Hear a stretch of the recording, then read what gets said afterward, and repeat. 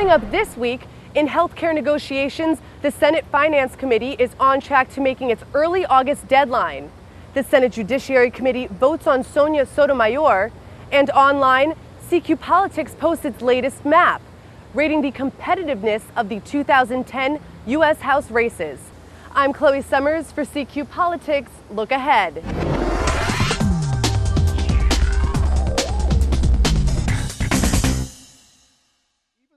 The House continues its push to pass a health care bill before the August recess, but efforts have slowed in the Senate. One key Senate committee is holding private meetings in hopes of making some progress. Publicly, there's not going to be much to watch. There's going to be a lot of activity behind the scenes, especially in the Senate Finance Committee. There's pretty much an encampment of reporters and camera crews outside Max Baucus' office every day. They're hoping to make a lot of progress in private, and then either maybe end of this week, probably more likely next week, they can come out and say, we've reached some kind of an agreement on the outlines of a bill. Senate leaders are likely to accomplish one high-profile task in the next 2 weeks, a vote on whether Sonia Sotomayor will be walking up these steps to take her seat as the newest member on the Supreme Court. Well, I think the question is whether she'll pierce 70. So you have 60 Democrats in the Senate. There's no expectation that Senator Kennedy's going to be here for the vote. You've got 5 or so Republicans already committed, so does she reach 70?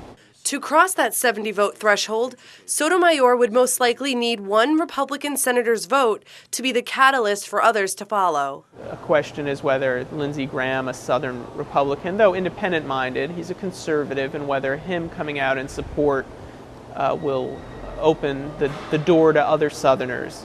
Some interesting ones might be Kay Bailey Hutchison in Texas. She's going to run for governor. Does she come out as a yes? Does it help her in the primary?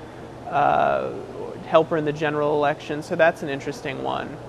With midterm election races beginning to take shape, CQ Politics is analyzing the competitiveness of each contest by rating them in its latest House map. One of our findings was that the vast majority of members of Congress can expect to have pretty easy re-election campaigns. We found that 335 of the 435, or almost 80% of the districts, are rated as safe for the Democratic or the Republican incumbent. Find the races you're most interested in with our nationwide race ratings maps at cqpolitics.com.